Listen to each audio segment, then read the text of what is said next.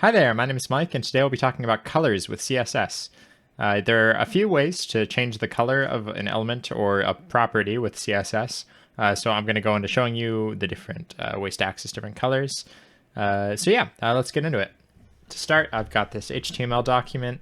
I've got a div, just class main, and then a CSS file attached to that. So in the CSS file, I'm going to do .main, and I'm just going to set this to a set height and width. So that it's easier for you guys to see.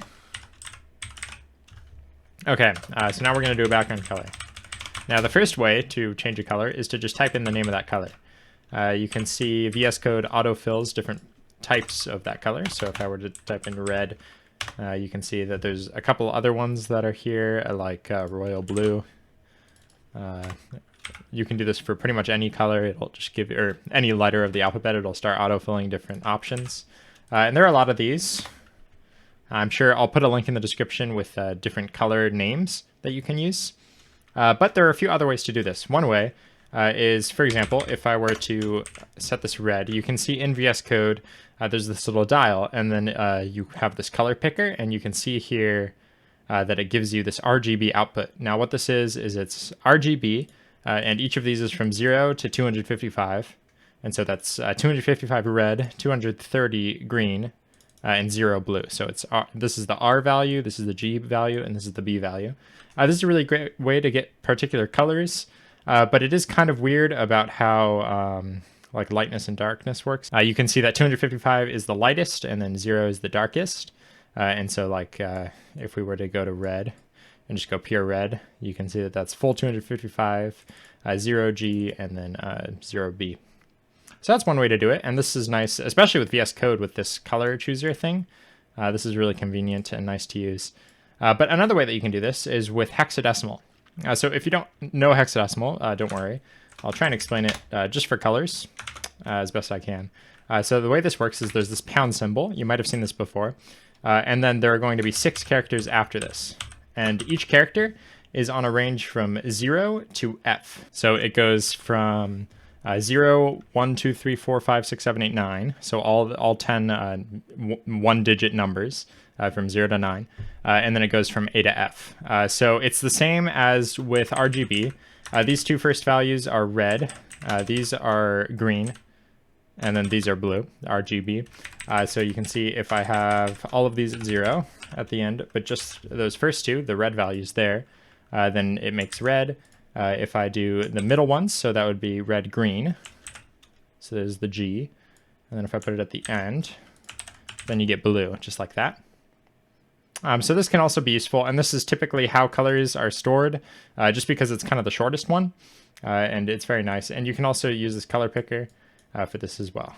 And then lastly, there's this hue, saturation, luminance, so HSL. And the way that this works, or I guess lightness, the way this works is this is a degree on a color wheel.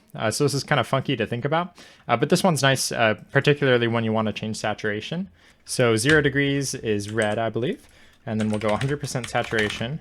And then the key with this is having this be at 50% lightness, and that makes that clean red. If we go higher than this, you can see it starts getting washed out by the right. So 50% is a solid number.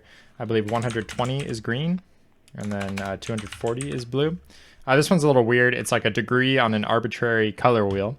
You can see here is this color wheel. So 0 degrees is red, 120 degrees is the green, and then 240 is the blue. This is kind of funky, but it's nice because you can see if we were to desaturate this, it's very easy to get this kind of desaturated blue. So it's kind of nice, but I would stick with hexadecimal and just RGB personally. And then lastly, if you want to change the opacity of any color, the best way to do that is to change this opacity setting. So this is typically on a scale from 0 to 1. So 0 is completely blank, and then 1 would be full. So if you wanted this to be half opaque, you can see that that's half C clear. If we were to put some like text inside, you can see that the text is opaque as well. This is the opacity for the whole element, not just the background.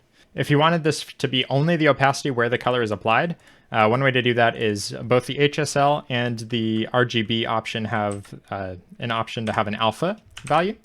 So if you do HSL A and then add in 0.5 here, and then we'll get rid of this. You can see that now it's just the background and not the text. We can do the same thing with RGBA.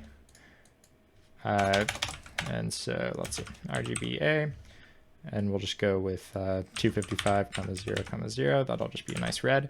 And you can see that that's half see-through, but the text is, you can clearly see it without having any opacity or alpha value.